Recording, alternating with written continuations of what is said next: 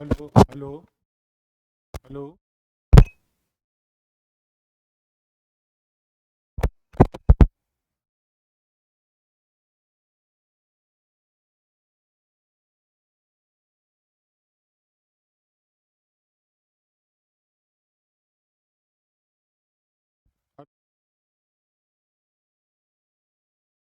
Hello hello.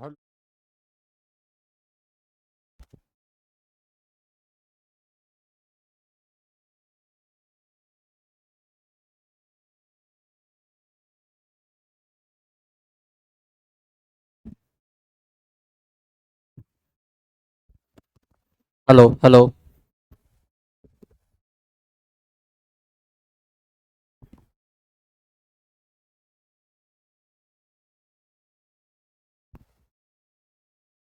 Hello hello hello hello hello.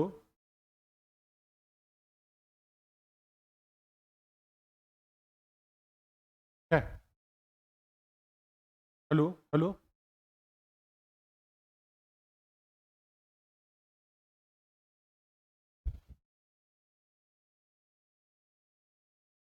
करिएगा। Good afternoon. आज हम लोग 129वां टेस्ट डिस्कस करेंगे। है।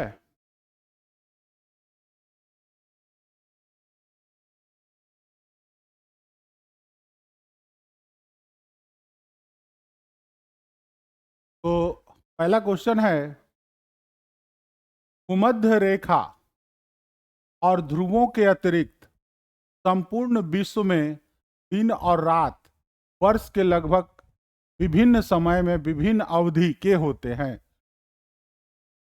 अब इस प्रश्न को जरा डिटेल में देखते हैं।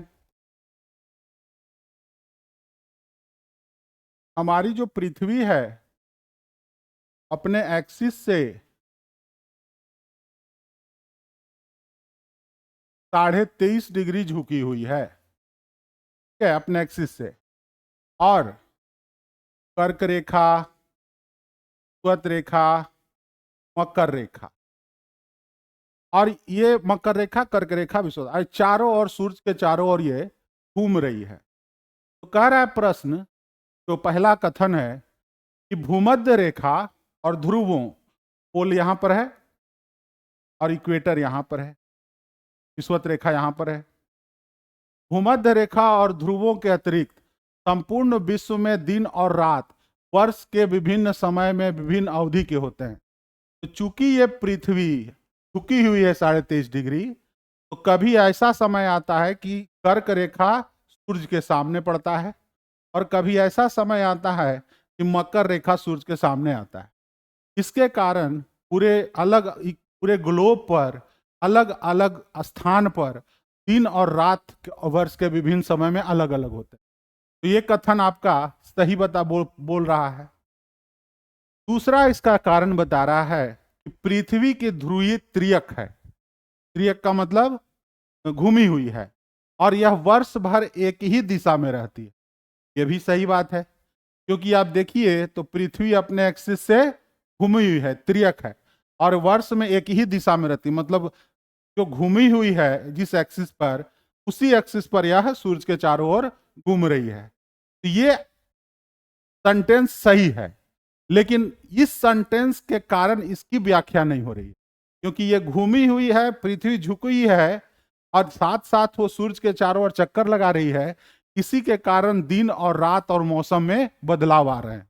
इसका हो जाएगा विकल्प आंसर बी। ए और आर दोनों सत्य हैं, और आर ए की सही व्याख्या नहीं है। ठीक है।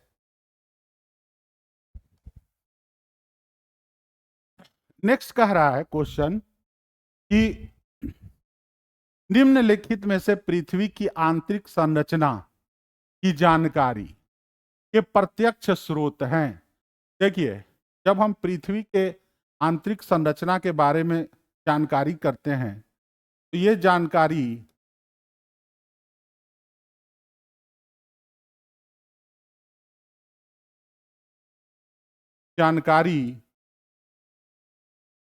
हमें दो स्रोतों से मिलती है। एक को कहते हैं प्रत्यक्ष स्रोत, और एक को कहते हैं अप्रत्यक्ष स्रोत। प्रत्यक्ष स्रोत का मतलब है कि जैसे हम लोग करते हैं खनन, खनन गतिविधि, जैसे अफ्रीका में हीरे की खान, या उस जो खनन गतिविधि वो प्रत्यक्ष रूप से हमें पता चलता है कि पृथ्वी की गहराई में किस तरह की चट्टानें हैं, या तापमान या दाब किस तरह का है, इसको कहते हैं प्रत्यक्ष स्रोत। अप्रत्यक्ष स्रोत का मतलब होता है जैसे हम लोग देखेंगे भूकंप या भूकंपीय तरंगे, ज्वालामुखी, ये सब जो स्रोत है इसको हम लोग कहते हैं अप्रत्यक्ष स्रोत। यहां कह रहा है कौन सा प्रत्यक्ष स्रोत है, तो खनन गतिविधि हो जाएगा इसका आंसर सी। ठीक है,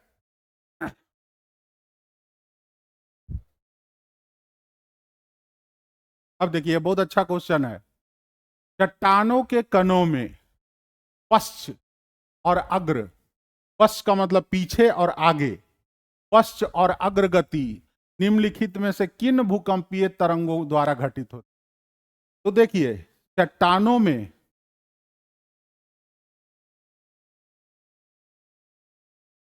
आगे पीछे की गति, आगे पीछे की गति, यानी कौन सी गति? पश्च और अग्रगति। तब होता है जब जो पी तरंगे हैं या प्राइमरी वेव है वो ज्यादा हो। भूकंपीय तरंगों में अगर पी वेव होगा, चट्टान आगे या पीछे होगा, में गति आगे या पीछे की होगी। इसलिए होती है ये जो पी तरंगे हैं वो अनुदैर्ध्य तरंगे होती हैं। तरंगों के कारण होते हैं क्योंकि तरंगे अनुदैर्ध्य तरंगे हैं, तो इनमें गति आगे या पीछे होती है। और यही देखिए इस तरंग अगर होगा, यदि इस तरंगे होंगी तो गति, चट्टानों की गति ऊपर नीचे होगी, क्योंकि ये जो तरंगे हैं ये अनुप्रस्थ तरंगे हैं, क्योंकि इस तरंगे अनुपस्थ तरंगे होती हैं। ये बहुत अच्छा क्वेश्चन है, इसका आंसर हो जाएगा पी तरंगे। इनका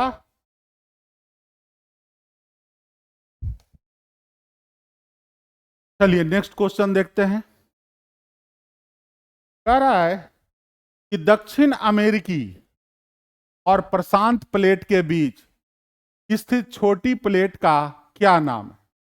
अब यह बहुत अच्छा सवाल है। प्लेट टेक्टोनिक सिद्धांत में हम लोग जानते हैं कि 7 बड़ी प्लेटें हैं और मध्यम और छोटे आकार की प्लेटें अनगिनत हैं। कई कई प्लेटें मध्यम और छोटे आकार की। तो यहां पूछ रहा है छोटे प्लेटों का नाम। तो आप देखिएगा अगर मैप वर्ल्ड का,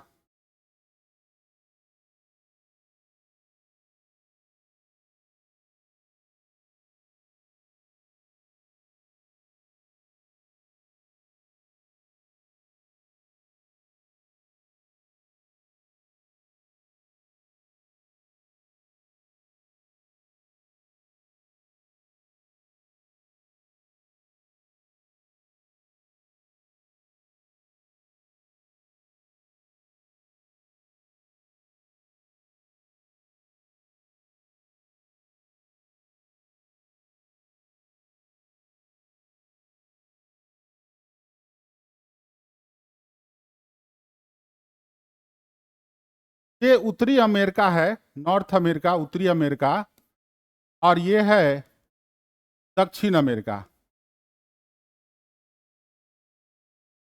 उत्तर अमेरिका और दक्षिण अमेरिका। और ये पूरा प्लेट जो है, इस प्लेट को हम लोग कहते हैं प्रशांत प्लेट। इसको हम लोग कहते हैं प्रशांत महासागर जो है प्रशांत प्लेट के ऊपर है। और यह है उत्तरी अमेरिकी प्लेट। उत्तर अमेरिका है और दक्षिण अमेरिका को कहते हैं उत्तर अमेरिकी प्लेट, और इसको कहते हैं दक्षिण अमेरिकी प्लेट। अब ये जो प्लेट है ये उत्तर अमेरिकी प्लेट हो गया, ये पूरा दक्षिण अमेरिकी प्लेट, और ये प्रशांत प्लेट हो गया। इन दोनों प्लेटों के बीच में कई छोटी छोटी प्लेटें पाई जाती हैं। जैसे आप देखिएगा यहाँ पर मैप में प्लेट टेक्टोनिक सिद्धांत के अनुसार, तो आपको एक प्लेट यहाँ पे मिलेगा, का नाम है Juan de Fuca. Juan de Fuca plate, ये वाला 1 नंबर जुआन डी फुका प्लेट। अब फिर उसके नीचे आइएगा, उसके नीचे आपको मिलेगा यहां पर 2 नंबर कोकोज प्लेट, कोकोज या कोकोज प्लेट। इसके नीचे दक्षिण अमेरिका में आइएगा, तीसरा नंबर पे मिलेगा नाजका प्लेट। 3 प्लेट है जो प्रशांत और उत्तर अमेरिकी और दक्षिणी अमेरिकी प्लेट के मिलता है, जुआन डी फुका, कोकोज और नाजका। ठीक है, इस तरफ आइएगा तो यहां पर कैरेबियन प्लेट है, चौथा कैरेबियन।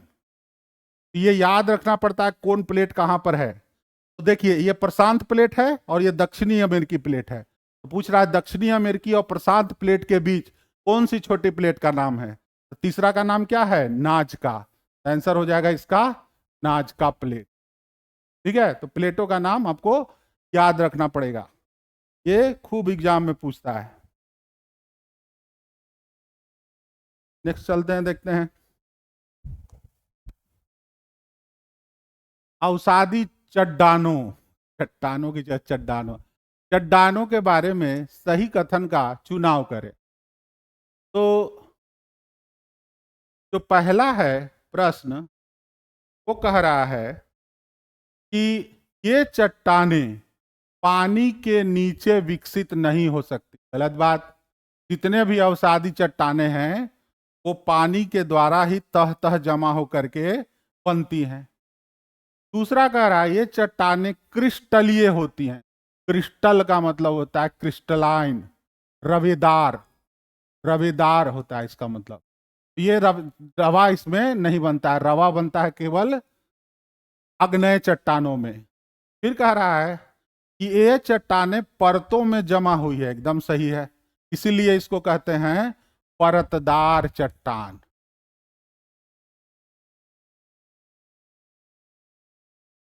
इसलिए कहा जाता है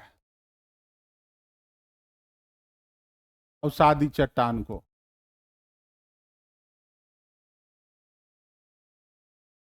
इसका आंसर हो जाएगा सी। ठीक है, चलिए नेक्स्ट चलते हैं। छठा कह रहा है कि निम्नलिखित में से कौन सा एक पटल विरूपण से संबंधित। पटल विरूपण, देखिए पटल विरूपण का संबंध होता है पटल विरूपण,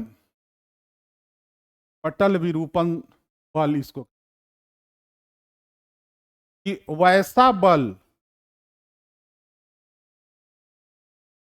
जो धीमी गति से कार्य करके,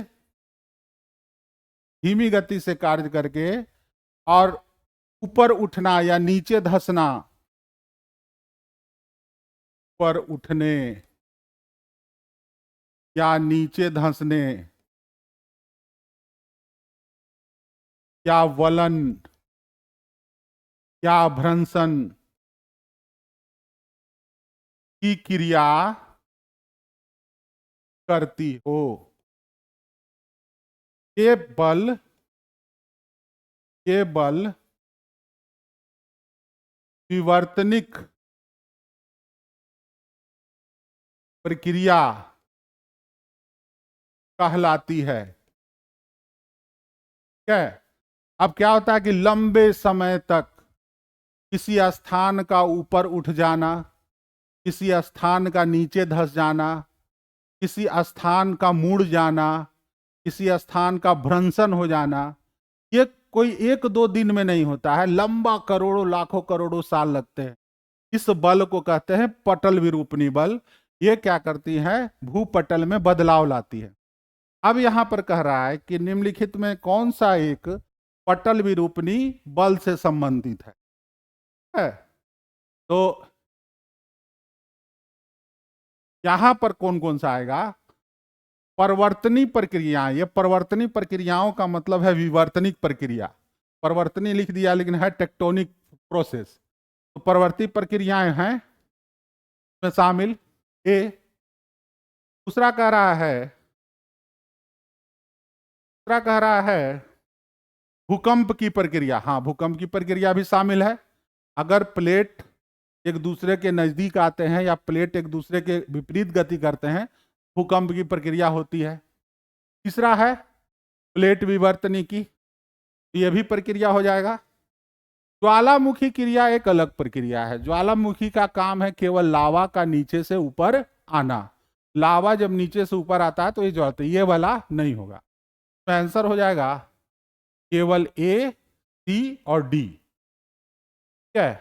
ये पटल विरूपण से संबंधित है। नेक्स्ट देखते हैं, निम्नलिखित में से कौन सी एक्सोजेनिक बलों से संबंधित है? हिंदी अंग्रेजी दोनों का कमर तोड़ा हुआ। एक्सोजेनिक,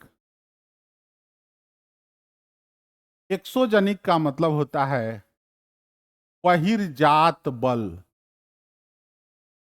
एक्सोजेनिक फोर्सेज का मतलब है बहिर्जात बल। वैसा बल, वैसा बल जो धीमी प्रक्रिया से नदी, पौने, हिमनदी, कास्ट, सागरीय लहरें,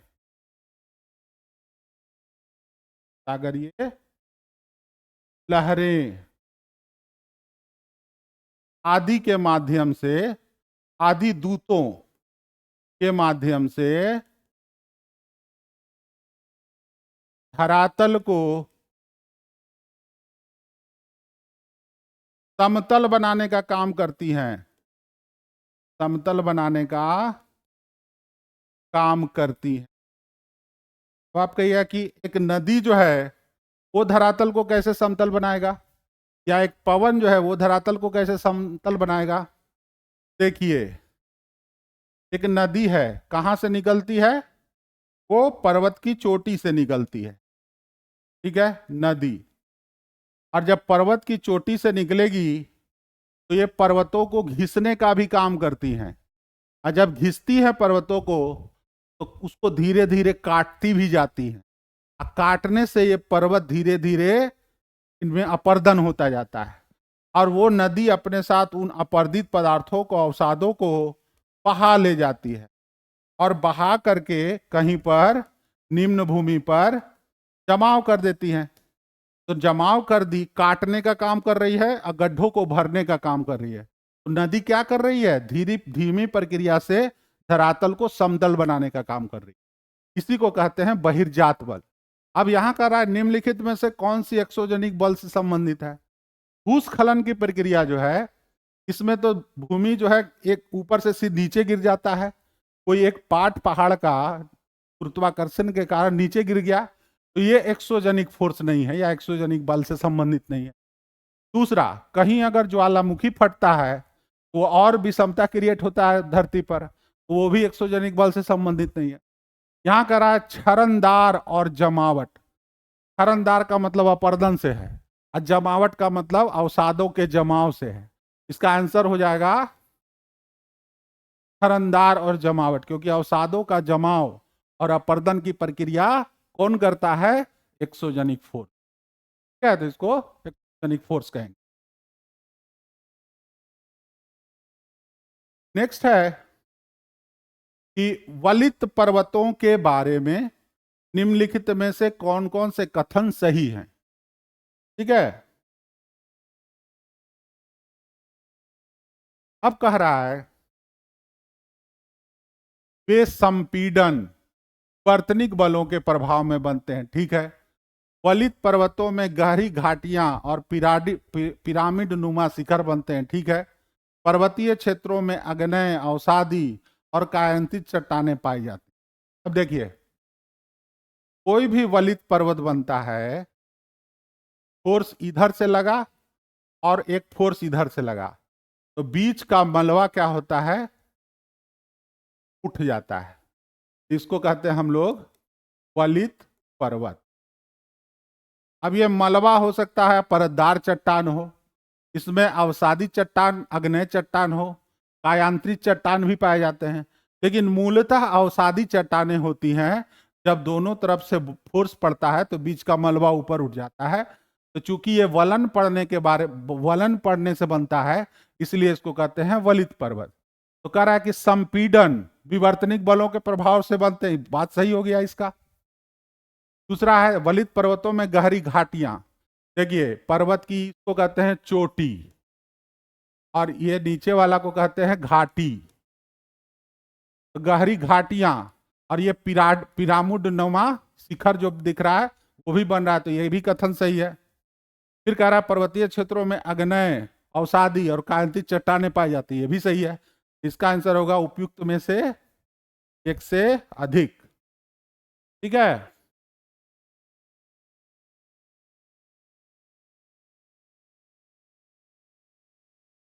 चलिए, ये भी बहुत अच्छा क्वेश्चन है। कह रहा है निम्नलिखित में से कौन सा निक्षेपात्मक स्थलाकृति है? निक्षेपात्मक का मतलब होता है कि कौन सा निक्षेपण हुआ है। कोई आकृति अगर निक्षेपण का मतलब होता है जमाव, जमाव से बना है। कह रहा है कि कौन सा निम्नलिखित में से ये जमाव से बना है। जो भी आकृति का नाम लिया जा रहा है, इस आकृति को कहते हैं, या जो बन रहा है इसको कहते हैं कास्ट स्थलाकृति। क्या? होलरंध्र भी कास्ट स्थलाकृति है, स्टेलेगमाइट भी कास्ट है, युवाला भी कास्ट है। अब कहिए कि आप लोग कास्ट अगर पढ़े होंगे तो कास्ट का मतलब होता है वैसा स्थान जहां चूना पत्थर या डोलोमाइट चट्टानें पाई जाती हैं। ऐसे चट्टानों पर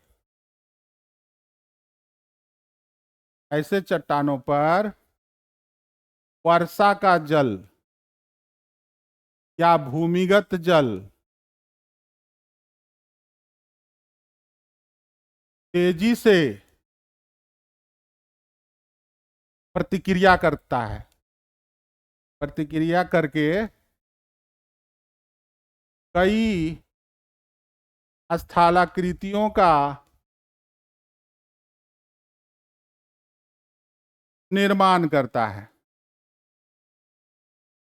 जैसे आप लोग देखिएगा कि किसी बाल्टी में चूना रख दीजिए और चूना रखने के बाद उस पर आप पानी डालिए, क्या होगा कि वो खदकने लगेगा, खदकेगा, रासायनिक प्रतिक्रिया शुरू हो जाएगी।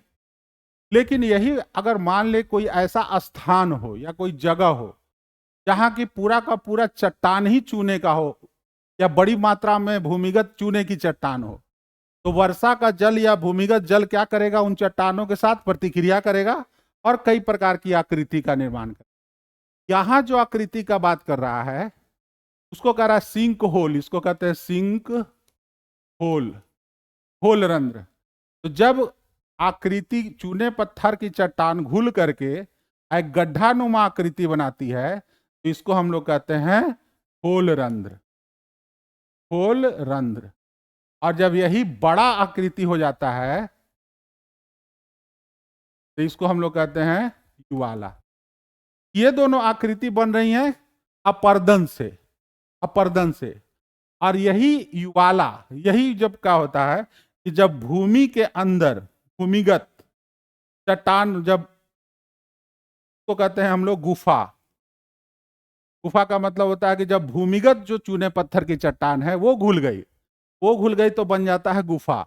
और उस गुफा में जब ये चट्टाने जो हैं ऊपर से रिस रिस कर चूना जो गिरता है नीचे, और एक है कि ऊपर से रिस रिस कर नीचे धरती पर गिरता है, दो प्रकार का होता है। एक चट्टान का जो कैल्शियम कार्बोनेट है वो जमा होता जाता है, मान लिया कि यहां से रिस के ऊपर से आ रहा था पानी चूना पत्थर वाला, और यहां से गिर गिर के बूंद के बूंद में नीचे जमा हुआ, या बूंद बूंद में नीच करके ऊपर ही जमा हुआ। तो इस प्रकार की आकृति को जमाव कहेंगे, या निक्षेपण से बनने वाली आकृति। तो अगर यह ऊपर बन रहा है तो इसको हम लोग कहते हैं स्टेलेक टाइट।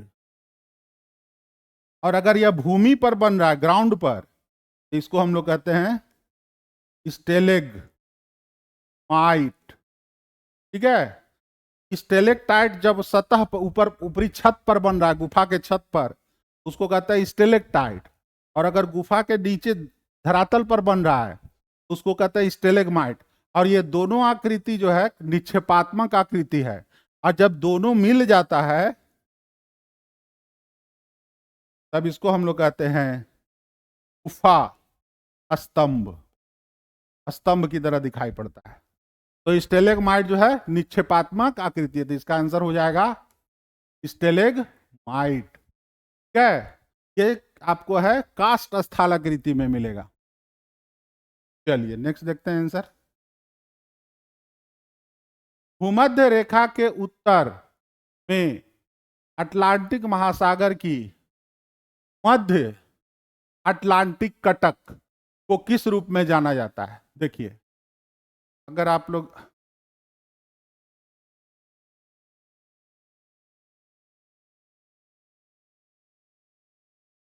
मैप देखिएगा,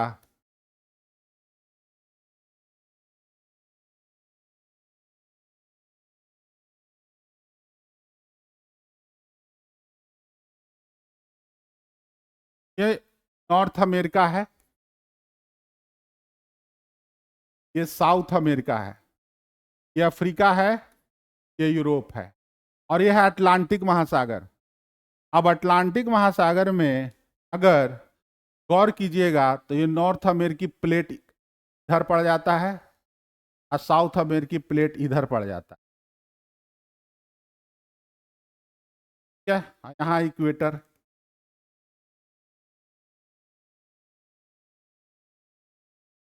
यहाँ मान लिए है इक्वेटर।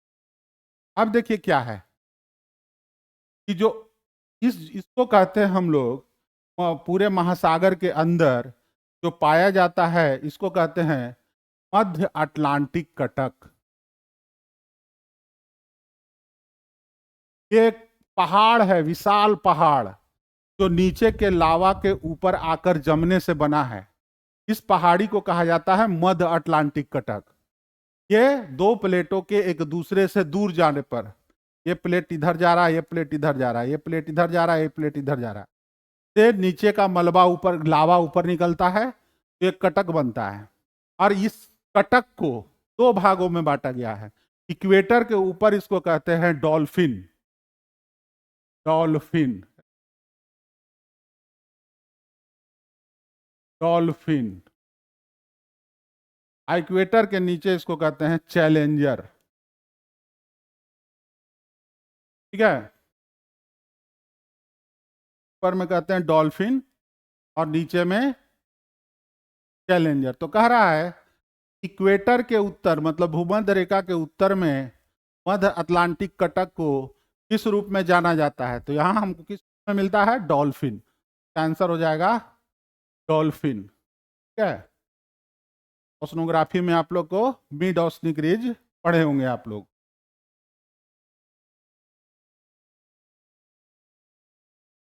स्थिर अनुपातिक सिद्धांत द्वारा महासागरीय जल लवणता की गणना के लिए निम्नलिखित लवणों में से सामान्यतः किसको लिया जाता है? देखिए, पहले तो इसकी स्थिर अनुपातिक सिद्धांत का उससे कोई लेना देना नहीं है। ये जो स्थिर अनुपातिक सिद्धांत है, ये कहता है कि सभी महासागरों में जो लवणता है ना, वो अनुपातिक रूप से स्थिर रहती है। बस इतना ही कहता है कि भले स्थानीय रूप से लवणता में कुछ बदलाव हो जाए, लेकिन कुल महासागर का जो अनुपातिक स्थिरता है लवणता की, वो अनुपातिक जो है मात्रा, वो स्थिर रहती है। कहता है स्थिर अनुपातिक सिद्धांत। लेकिन ये सवाल कह रहा है लवणता की गणना के लिए सामान्यतः किसको लिया जाता है? याद रखिएगा, लवणता की गणना के लिए हमेशा क्लोरीन को लिया जाता है। तो ध्यान में रखना है, क्लोरीन को लिया जाता है। 11 का 12वां का क्वेश्चन है कि निम्नलिखित में से कौन सा कारक महासागरीय धाराओं को प्रभावित करता है? ठीक है, कौन सा कारक? तो कह रहा है वायु प्रतिबल। वायु जो है वो धाराओं को आगे की ओर ठेलती है। धाराओं को आगे की ओर ठेलती है। वायु मान लिया कि तेज हवा चल रही है, तो वो क्या करेगी? समुद्र के जो जल को, धाराओं को और तेज गति प्रदान करेगी। और अगर मान लिया उसके वायु के विपरीत धारा आ रही है, तो उसको रोकने का काम करेगी, तो प्रभावित करती है। दाब प्रवणता बिल्कुल करती है। अगर निम्न दाब है, एक तरफ उच्च दाब है, तो क्या होगा? जलधारा उच्च दाब से निम्न दाब की ओर प्रवाहित होने लगेगी। ये भी करता है, ये भी करता है। फिर कह रहा है तटीय स्थलाकृति और निचली उच्च दाब। ठीक है, तटीय स्थलाकृति देखिए, अगर मान लिया कहीं पे ब्राजील का मान लिया तट है, ये ब्राजील का तट है, और यहां से आता है दक्षिणी विषुवतीय धारा, तो इस तट से टकरा करके एक धारा ऊपर चली जाती है और एक धारा नीचे चली जाती है। इसका मतलब है कि तटीय स्थलाकृति और निचली उच्च दाब भी प्रभावित करती है, वो भी है। दूसरा है लवणता। लवणता जो है किसी भी स्थान के पानी के घनत्व को निर्धारित करती है। अधिक लवणता अधिक घनत्व को दर्शाता है। तो जहां अधिक घनत्व होगा, वहां से धाराएं कम घनत्व की ओर प्रवाहित होंगी। यहाँ ये भी इसका कारण है। तो इसमें हो जाएगा उपयुक्त में से एक से अधिक। ठीक है,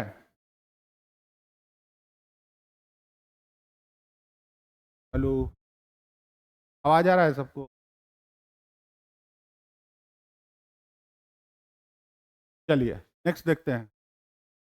अलेक्जेंडर वान हम्बोल्ट बहुत बड़े खोजी थे। ये दो तरह के ज्योग्राफर आपको मिलेंगे। एक होते थे arm chair geographer. Arm chair geographer का मतलब कुर्सी पर बैठ के, और जैसे कार्ल रिटर, वो क्या करते थे? कुर्सी पर बैठ के बहुत सारे सिद्धांत देते थे। और एक होता था कि जहाज पर, नाव पर निकल करके और ज्योग्राफिकल साइटों को जा करके खोजते थे और उनके उनके बारे में अध्ययन करते थे। तो हम्बोल्ट वैसे ही ज्योग्राफर थे, तो हर जगह जाते थे, देखते थे। तो ये इनके नाम पर आपको मिलेगा कई सारे। तो कह रहा है कि हम्बोल्ट के नाम पर किस जलधारा जुड़ा हुआ है?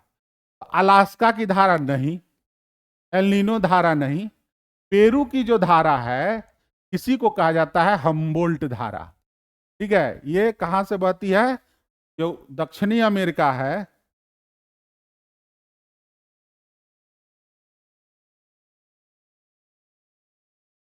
दक्षिणी अमेरिका जो है, यहीं पर आपको एक ठंडी जलधारा बहती है, तो कहते हैं पेरू या हम्बोल्ट धारा। दक्षिण अमेरिका के पश्चिम में एक साउथ से उत्तर की ओर बहती है, तो हम्बोल्ट धारा का।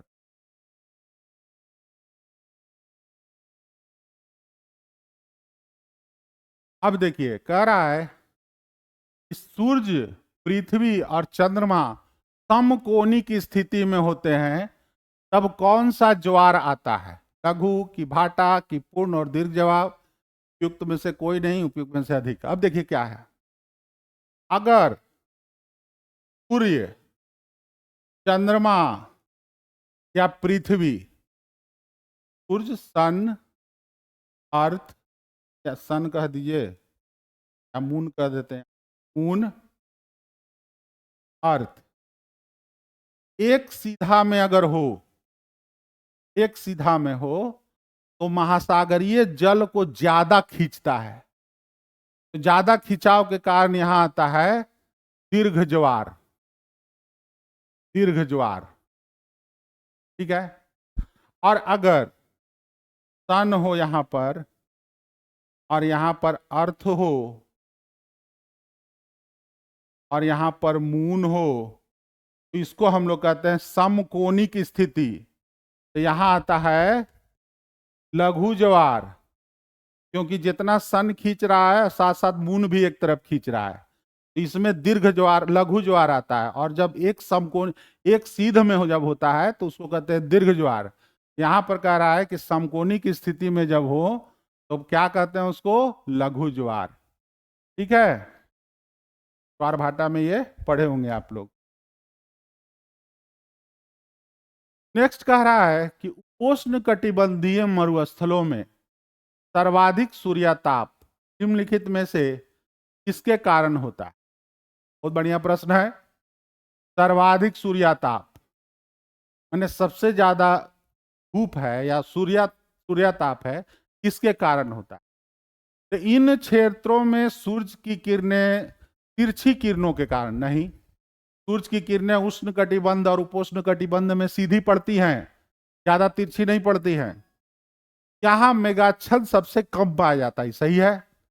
यहां वर्षा के बादल बहुत कम बनते हैं, तो मेघ बहुत कम छाता है। तो मेघ कम छाएगा तो क्या होगा? सबसे ज्यादा सूर्यताप बनेगा। यहां दिन की लंबाई छोटी होती है, नहीं, दिन की लंबाई छोटी नहीं होती है, उसका कोई संबंध नहीं है। तो इसका आंसर हो जाएगा, यहां मेघाच्छन्न सबसे कम पाया जाता है। इसलिए कि ज्यादातर जितने भी उष्ण मरुस्थल है या उपोष्ण मरुस्थल, उन मरुस्थलों में आप पाइएगा कि उसके किनारे ठंडी धाराएं भी बन रही हैं। ठंडी धाराएं बनने से उनमें संवहनीय धाराएं नहीं उठ पाती, तो बादल नहीं बनते। और दूसरा बात, उपोष्ण कटिबंधीय बहुत सारे महाद्वीप के आंतरिक भागों में पाए जाते हैं, जहां बादल या बादल वाला स्थिति नहीं होती है, वहां पर मेघाच्छन्न सबसे कम पाया जाता है। इसका आंसर हो जाएगा बी।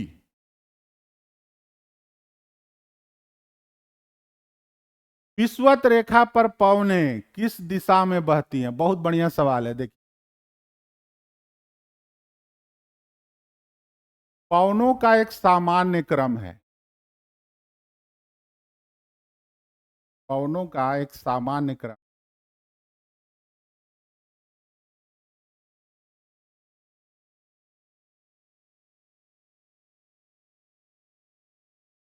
यह है विषुवत रेखा, विषुवत रेखा के इर्द गिर्द का क्षेत्र।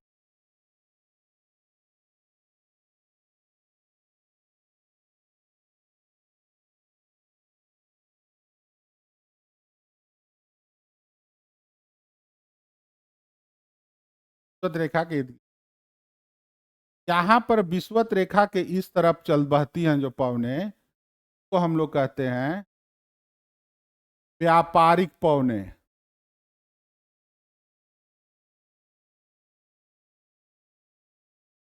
और यहां पर जो पवनें चलती हैं,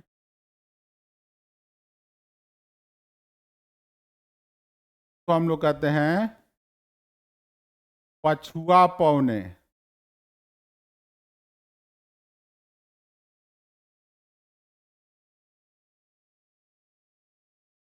और यहां पर जो चलता है तो कहते हैं ये पवनें।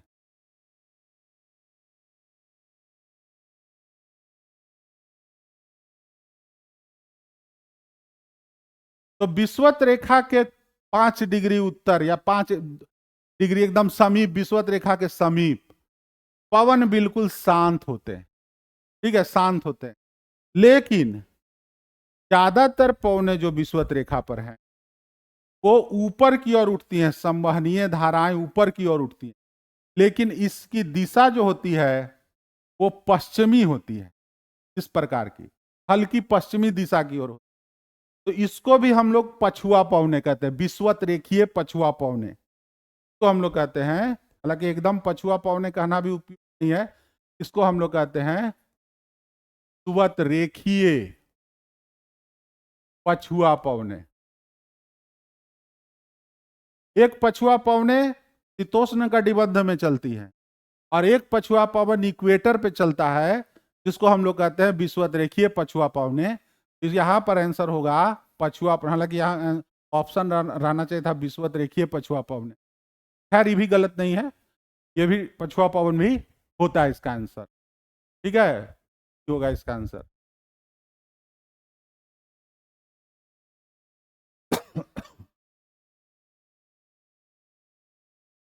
अब देखिए कह रहा है कि वार्षिक वर्षण क्या है। वर्षण का मतलब वर्षा, प्रिसिपिटेशन। करा एक वर्ष में वर्षा के सभी स्वरूप। दूसरा कह रहा है एक वर्ष में कुल हिमपात, ओलावृष्टि, तार वर्षा और वर्षा। इसमें स्पेसिफाई दे दिया है। एक वर्ष में वर्षण का परिणाम जो जमकर बर्फ बन जाता है। अब यहाँ पे एक वर्ष में वर्षा के सभी स्वरूप, तो सभी स्वरूप को हम नाप नहीं सकते हैं, का मापन नहीं किया जा सकता, लेकिन कुल हिमपात, ओलावृष्टि, तार वर्षा और वर्षा का मापन किया जा सकता है। तो जिसका मापन करेंगे तो हम लोग कहेंगे ये वार्षिक वर्षण है, इसलिए इसका आंसर हो जाएगा बी। ठीक है,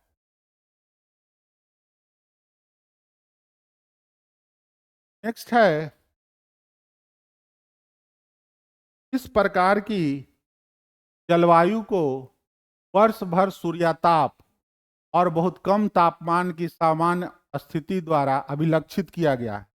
देखिए यहां पे कह रहा है वर्ष भर सूर्याताप और बहुत कम तापमान की सामान्य अनुपस्थिति। तो दो बात है, वर्ष भर सूर्याताप, ठीक है। क्या कह रहा है बहुत कम तापमान, बहुत कम तापमान मतलब ठंडा, ठंड की सामान्य अनुप, ठंड का मतलब अत्याधिक ठंड, अत्याधिक ठंड की सामान्य अनुपस्थिति। अब यहां देखिए मानसून जलवायु में ऐसा नहीं है। मानसून जलवायु में ठंड आता है, तो मानसून जलवायु इसमें नहीं होगा। मानसून जलवायु में वर्ष भर सूर्याताप भी मिलता है, लेकिन बहुत कम तापमान की अनुपस्थिति नहीं है। यहाँ ठंडे में टेम्परेचर काफी कम हो जाता है, टुंड्रा में तो बहुत कम हो जाता है। तो मानसून और टुंड्रा नहीं होगा। सवाना में आपको ठंडा जो है वो बहुत उसकी अनुपस्थिति पाई जाती है। यहाँ घास के मैदान पाए जाते हैं, वर्ष भर सूर्याताप मिलता है, लेकिन ठंड या बहुत कम ठंड, बहुत ज्यादा ठंड की अनुपस्थिति पाई जाती है। आंसर हो जाएगा सी। विस्तृत आधार एवं संकीर्ण शिखर वाला आयुलिंग पिरामिड किसका है। अब समझिएगा, किसी देश की जनसंख्या को देखने के लिए पिरामिड बनाया जाता है, क्या है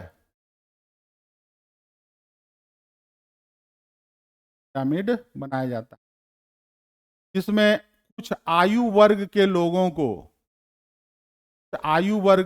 को, मान लिया कि यहाँ कह देंगे 0 से 5 वर्ष के लोग, 5 से 10 वर्ष के लोग, 10 से 20 वर्ष के लोग, 20 से 30 वर्ष के लोग, 30 से 40 वर्ष के लोग, 40 से 50 वर्ष के लोग, 50 से 60 वर्ष के लोग, 60 से 70 वर्ष के लोग। एक तरफ स्त्री और एक तरफ पुरुष होते हैं, और इस तरह से जनसंख्या का एक पिरामिड बनाया जाता है। अब देखिए, जो देश में जनसंख्या बहुत ज्यादा जन्म दर हो रहा है, या जहां बहुत ज्यादा जनसंख्या बढ़ रही होती है, वहां का पिरामिड का आधार बहुत बड़ा होता है। जैसे पाकिस्तान का देखिएगा बहुत बड़ा है, आधार बड़ा होगा, आधार बड़ा, जिसका जन्म दर बहुत ज्यादा है का आधार बड़ा। और जहां जन्म दर कम होता है ऐसा, तो वहां बूढ़े लोगों की संख्या अधिक होती है और बच्चे लोगों की संख्या कम होती है। ऐसा आपको दिखाई पड़ेगा विकसित देशों में, जैसे जापान में है, बुजुर्गों की संख्या अधिक है। और एक पिरामिड ऐसा भी होता है, इस तरह का भी। इसमें क्या होता है कि जितना जन्म दर होता है, जितना जन्म रहे बच्चे उतना ही मर रहे हैं, तो इसको कहते हैं स्थिर जनसंख्या। इस प्रकार की जनसंख्या यूएसए की है, जितना जन्म दर भी और मृत्यु दर भी संतुलित है। और नहीं संतुलित होता है तो बाहर से माइग्रेट करके लोगों को बुला लेता है। यहां करा कि विस्तृत आधार और संकीर्ण शिखर, ये जापान का नहीं होगा, फ्रांस विकसित देश है, फ्रांस का नहीं होगा। नाइजीरिया में जन्म दर बहुत ज्यादा है, तो बच्चों की संख्या ज्यादा होगी, इसलिए इसका आंसर हो जाएगा नाइजीरिया।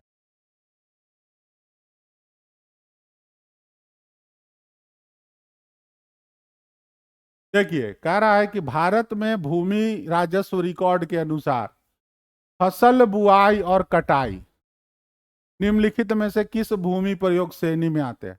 तो फसल बुआई और कटाई में बगान फेड़ फसल नहीं आएगा, कृषि योग्य बेकार भूमि भी नहीं आएगी, सकल बोया गया क्षेत्र, सकल का मतलब कुल बोया गया क्षेत्र, तो ये आ जाएगा। सिंपल क्वेश्चन है, आंसर सी होगा। कह रहा है कि भारतीय उपमहाद्वीप मूलतः एक विशाल भूखंड था, भूखंड का पाठ है, जिसे कहते हैं, देखिए आप लोग को बताया गया होगा थ्रू कार्बोनिफेरस पीरियड में सभी भूमि एक जगह पर सिकुड़ी हुई थी, तो कहते थे पेंजिया। अब पेंजिया चारों तरफ से पेंथलासा महासागर से घिरा था। बाद में इस पेंजिया में विभाजन हुआ, एक बना लॉरेशिया और एक बना गोंडवाना, ठीक है। और ये फिर बाद में फिर विभाजन हुआ, तो एक बन गया लॉरेशिया से बन गया नॉर्थ अमेरिका और यूरोप, और गोंडवाना से बन गया south America, Africa, Bharat, Australia,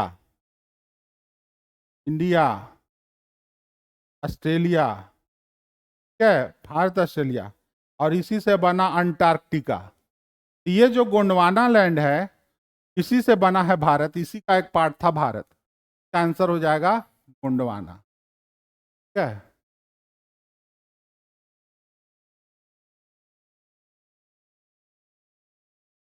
कह रहा है कि निम्नलिखित वक्तव्यों पर विचार कीजिए और सही उत्तर का चयन नीचे दिए कूट से कीजिए।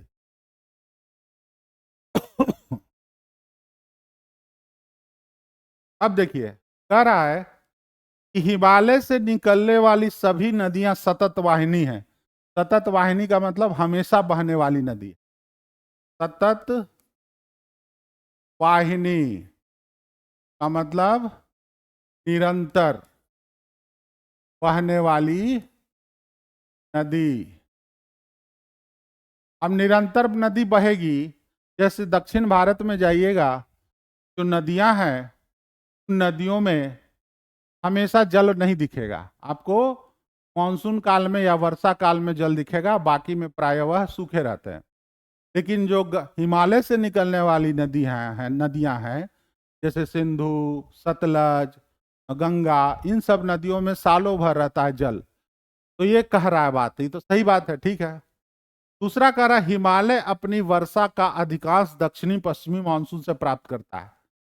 कह रहा है हिमालय जो पर्वत है वो अपना वर्षा का अधिकांश दक्षिणी पश्चिमी मानसून प्राप्त करता है, ये भी सही है, लेकिन इसका कारण ये नहीं बता रहा है।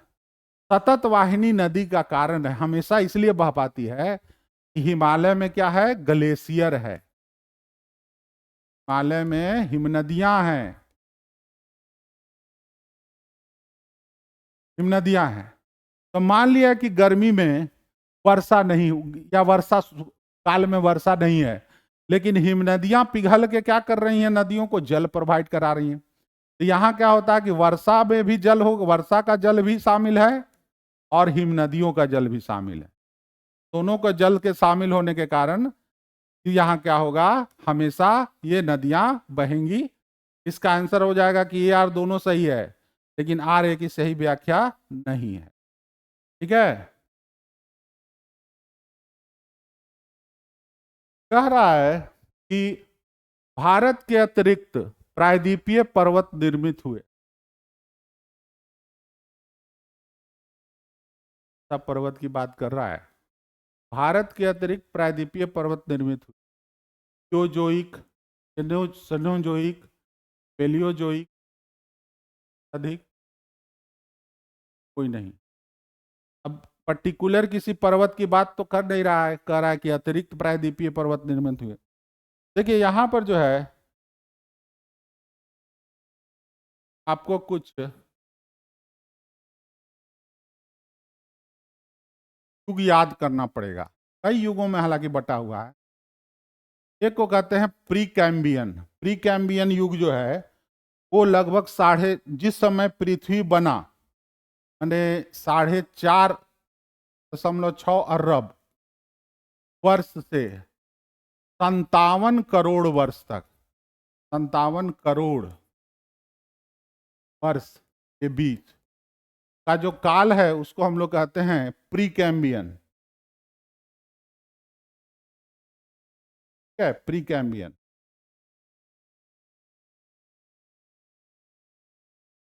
दूसरा को कहते हैं हम लोग पेलियोजोइक या प्रागजीवी, हम लोग कहते हैं उसको प्रागजीवी।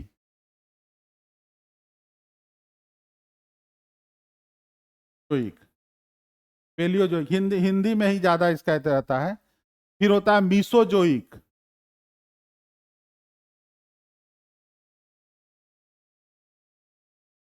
फिर सिनोजोइक,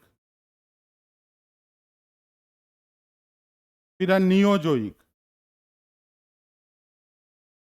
अब इसमें पर्टिकुलर किसी नाम का तो पर्वत नहीं दे रहा है, लेकिन दे रहा अतिरिक्त प्रायद्वीपीय पर्वत निर्मित हुए, तो इसको हम लोग रख सकते हैं सेनोजोइक काल में। पर्टिकुलर तो कोई है नहीं। तब यहाँ पर हालांकि इस तरह के सवाल कभी आएंगे, देगा जरूर किसी पर्वत का नाम।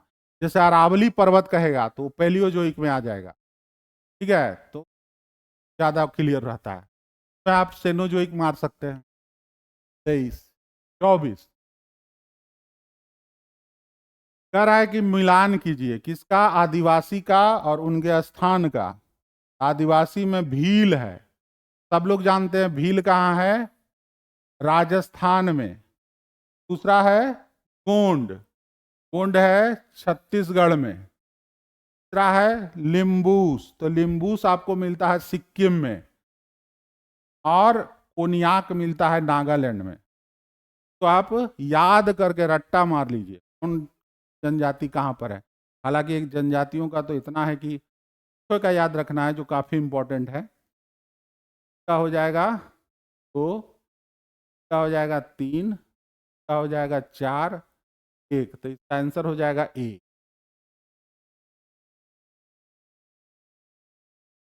चलिए,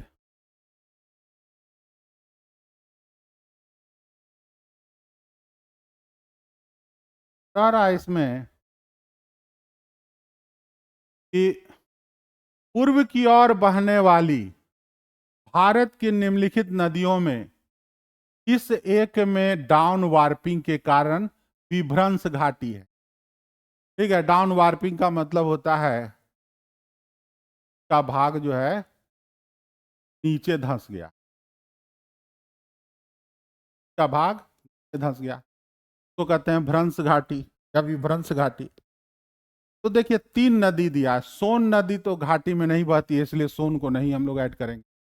महानदी के बारे में क्लियर एविडेंस नहीं मिलता है कि महानदी जो है भ्रंश घाटी से बहती है, लेकिन दामोदर नदी के बारे में क्लियर एविडेंस है, ये भ्रंश घाटी से होकर बहती है। तो इसका आंसर हो जाएगा दामोदर।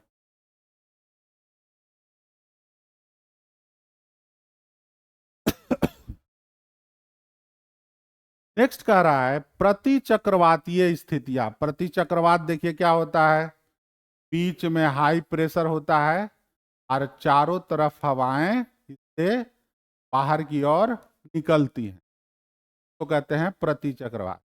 प्रति चक्रवात स्थितियां शीत ऋतु में तब बनती है जब वायुमंडलीय दाब उच्च होता है, वायु ताप निम्न होता है। ठीक है इसका कहना। ठीक है, दूसरा कह रहा है उत्तर भारत में शीतकालीन वर्षा से निम्न तापों वाली प्रति चक्रवाती स्थितियां पैदा होती है। नहीं, हमारे यहाँ वर्षा से प्रति चक्रवातीय स्थितियां पैदा नहीं होती हैं। हमारे यहाँ जो शीतकालीन वर्षा होती है वो उसको कहते हैं हम लोग पश्चिमी विक्षोभ। और यह जो पश्चिमी विक्षोभ है वो प्रति चक्रवातीय दशा भूमध्य सागर में शीतोष्ण चक्रवात उत्पन्न होता है, उसके कारण यहाँ शीतकालीन वर्षा होती है। ये जो है गलत है, तो आंसर हो जाएगा ए सही है, परंतु आर गलत है। आर का मतलब रीजन जो दे रहा है वो गलत है, तो इसका हो जाएगा ये आंसर। क्या है 26।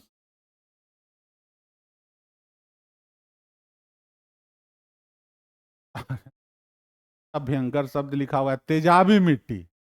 क्या होना चाहिए, अम्लीय मिट्टी। तेजाबी मिट्टी बड़ा खतरनाक शब्द हो गया, अम्लीय मिट्टी होना चाहिए था। अम्लीय मिट्टी को कृषि योग्य बनाने के लिए कौन सा या किसका उपयोग किया जाता है। देखिए, अगर अम्ली मिट्टी अम्लीय हो, हम लोग उसमें चूना पत्थर डालते हैं, लाइम को चूना पत्थर कहते हैं, आंसर होगा लाइम।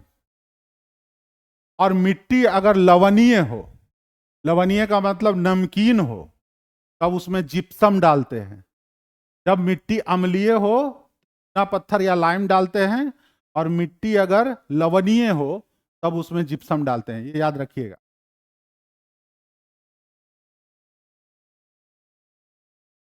नेक्स्ट कह रहा है जूट की खेती के बारे में निम्नलिखित में से कथन पर विचार कीजिए। 28। अच्छा चलिए, जूट एक रबी फसल है, गलत, खरीफ है। जूट की फसल के लिए उच्च तापमान सही है, होना चाहिए। आर्द्र जलवायु ठीक है।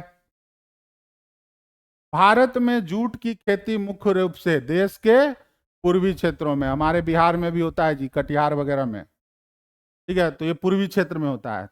ये भी दोनों सही है, तो 2 और 3 सही है।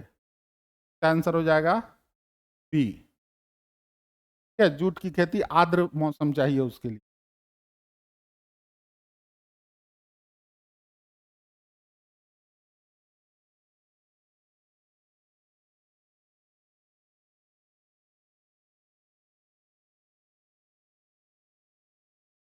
भारत के राज्यों में प्रस्तावित आणविक शक्ति केंद्रों से संबंधित निम्नलिखित युग्मों में से कौन सही सुमेलित नहीं है।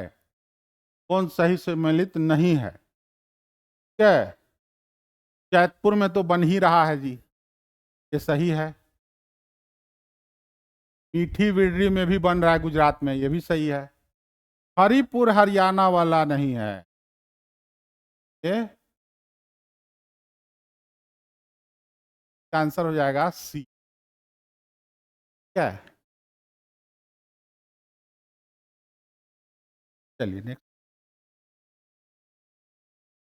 कोंकण रेलवे के विषय में निम्नलिखित में से कौन सा एक कथन सत्य नहीं है।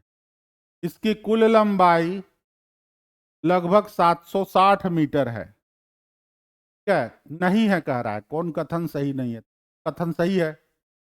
दूसरा कह रहा है यह कर्नाटक, गोवा, महाराष्ट्र और केरल राज्य, केरल में नहीं गुजरता है, केरल में नहीं गुजरता है, तो ये कथन गलत हो गया। यह एकमात्र रेल मार्ग है जो पश्चिमी घाट को पार करते हुए गुजरता है। ठीक है, दोनों तो सही है, जो गलत है वो ये हो जाएगा, केरल से नहीं गुजरता है। कोंकण रेलवे जो है 1998 में शुरू किया गया था।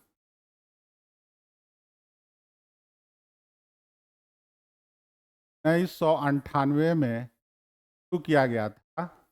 और यह एकदम घने जंगलों से होकर गुजरता है, पश्चिमी घाट से होकर गुजरता है, समझे। 760 किलोमीटर इसकी लंबाई है और इसमें जो है लगभग 90 सुरंग और 2000 पुल हैं इस पर। बहुत सुंदर नज़ारा है, अगर आप इसमें जाइएगा घूमने आपको बड़ा बढ़िया नज़ारा दिखेगा। और ये लोग घूमने के लिए, तो ये केवल ये कर्नाटक, गोवा और महाराष्ट्र से होकर गुजरती है, केरल से होकर नहीं गुजरता है, ठीक है, क्या ध्यान में रखना है। कोंकण रेलवे से कई बार सवाल आते हैं। भारत में सबसे भारत में कहाँ सबसे बड़ा पोत प्रांगण है, शिपयार्ड। देखिए सबसे बड़ा पोत और मरम्मत प्रांगण जो है वो आपको आता है कोचीन या कोची में, क्या है। सबसे बड़ा पोत और प्रांगण, मरम्मत का जो प्रांगण है वो आता है कोचीन में। सबसे बड़ा बंदरगाह इसे नेक्स्ट कह रहा है 32, वो कह रहा है कि ये चारागाह भूमि होता है, जो पर्वतों पर आप जाइएगा, पर्वतों पर, तो पर्वतों के ढाल पर घास भूमियां होती हैं, घास भूमि। घास भूमि को चारागाह के रूप में इस्तेमाल किया जाता है। घास उगा रहता है, तो जो बकरी चराने, भेड़ चराने वाले लोग होते हैं, घास भूमि में गर्मियों के दिन में जाते हैं, चराने के काम करते हैं। ये चारागाह या हिल स्टेशन को कह रहा है एक तरफ, और दूसरा जगह कह रहा है, सूची दिया हुआ है। तो आप लोग अभी हाल फिलहाल में तो देखबे किए होंगे, पहलगांव में जो है अटैक हुआ था। और पहलगांव कहाँ है, तो जो सबसे पहले याद आए तो टिक मार देना है। तो डी का कितना आ गया, 2, ठीक है। अब इसी में आपको आंसर भी मिल गया, डी का 2 आ गया। यह है आपका बी। कई बार आंसर निकालने के लिए आपको एक भी याद रहता है, तो आंसर निकल जाता है। तो आपको यहाँ पे अगर आंसर निकालना आता होगा तो ऐसे ही निकल जाएगा। लेकिन और भी चारागाह का नाम दिया हुआ है। चारागाह का नाम जैसे बन्नी चारागाह, ये गुजरात में है। बगयाल, तो हम याद होगा कि बगयाल और प्यार का नाम हम लोग कई बार लेते हैं, बगयाल और प्यार। ये बगयाल और प्यार जो है वो आपको मिलता है उत्तराखंड में, ठीक है, ये उत्तराखंड में।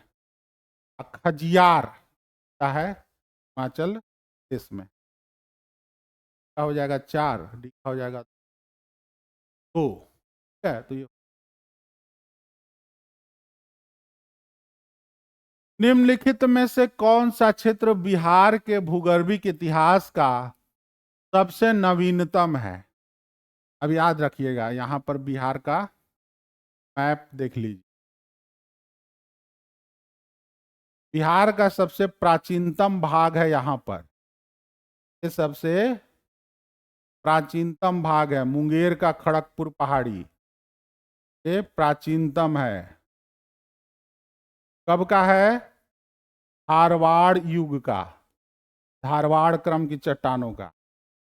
इसके बाद जो प्राचीनतम है वो है आपका ये क्षेत्र में, यहाँ पर कौन सी चट्टाने हैं, विंध्यन क्रम की, कैमूर रोहतास, विंध्यन। और इसके बाद कहेंगे सबसे नया कहाँ पर चट्टान मिलता है, या सबसे नवीनतम पार्ट कौन है। तो ये वाला पार्ट जो देख रहे हैं ना हिमालय का, तो कहते हैं हम लोग सोमेश्वर की पहाड़ी वगैरह, ये हिमालय का पार्ट है। और आपको याद होगा कि हिमालय जो है वो सबसे नया है, लगभग 5 से 7 करोड़ वर्ष पूर्व इसका निर्माण हुआ है। यहाँ पर होगा का धारवाड़ क्षेत्र सबसे नवीनतम है, खाड़ी क्षेत्र, थार का मैदान, हाँ ये हो गया हिमालय। हिमालय जो है पर्वत का निर्माण हुआ। चलिए इसके बाद देखते हैं हम लोग कि जब हिमालय बन गया, बन जाने के बाद हम लोग पाते हैं पूरा एरिया में जलोढ़ निक्षेप हुआ। क्या है? जलोढ़ निक्षेप, जिसको हम लोग कहते हैं बिहार का मैदान। ये क्वाटरनरी युग में है और यह टर्शियरी युग में, हिमालय जो है टर्शियरी युग का है। टर्शियरी युग है। और सबसे लास्ट में जो बना है वो हमारा ये बिहार का मैदान, वह बना है क्वाटरनरी युग। सबसे नया कौन हो जाएगा? बिहार का मैदान। तो इसका आंसर हो जाएगा बिहार का मैदान। यह जमाव अभी भी हो रहा है, जो हिमालय से निकल रही हैं नदियां ला करके अभी भी जमाव कर रही हैं, ये याद रखिएगा।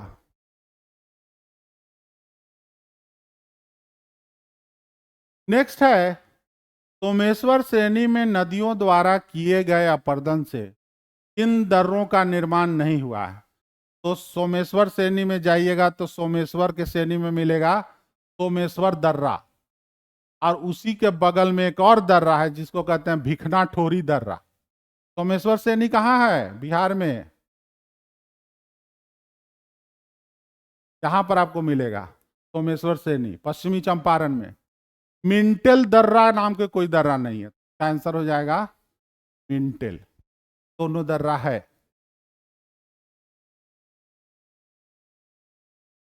मृदा और मृदा निर्माण तथा मृदा के प्रकार या इत्यादि का अध्ययन किसके अंदर किया जाता है? ये तो आप लोगों को पता होगा, पेडोलॉजी, मृदा का अध्ययन। क्या है पेडोलॉजी? है नहीं, पेडोलॉजी मृदा का अध्ययन रहता है। नेक्स्ट है, निम्नलिखित गर्म जल कुंडों में से कौन सा कुंड अपने स्थान पर सही सुमेलित नहीं है? तो ब्रह्म कुंड तो ठीक है, लक्ष्मण कुंड मुंगेर में ठीक है, मखदूम कुंड कैमूर में नहीं, गलत होगा। हो जाएगा इसका आंसर। क्या है? सुमेलित नहीं है। कुंड याद रखिएगा, बिहार का याद कर लीजिए। पटाने जलाशय। क्या है? पटाने जलाशय योजना किन दो राज्यों की संयुक्त सिंचाई परियोजना है?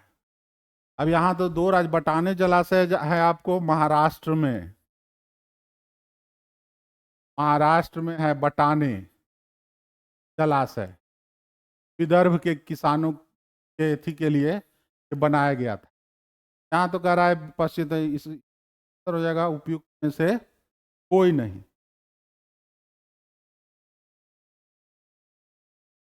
बटाने जलाशय राज्य की है, महाराष्ट्र की।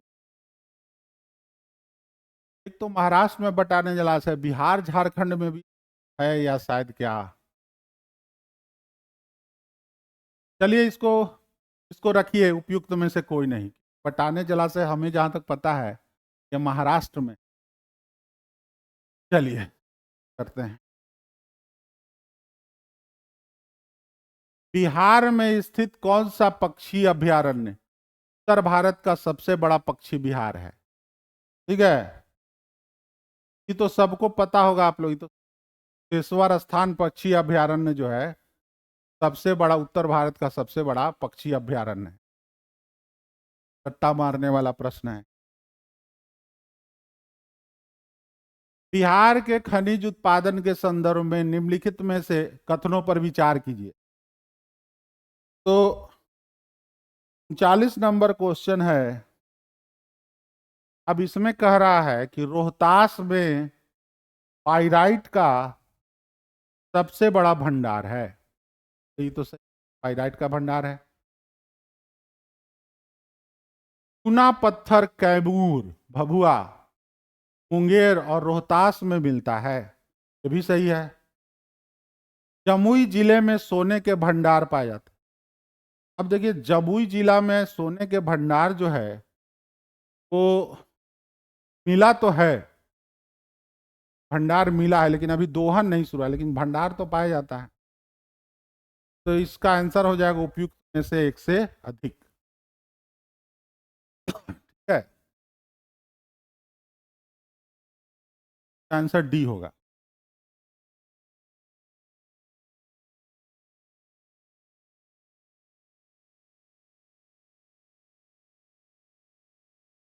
मुंडा जनजाति निम्नलिखित में से अधिकांशतः बसी हैं। निम्न में से मध्य प्रदेश, उत्तर प्रदेश, बिहार। अब यहाँ पर चूंकि मुंडा जो है बिहार से सटे हुए, तो झारखंड है नहीं, और बिहार से सटे हुए जिलों में बसी हुई हैं।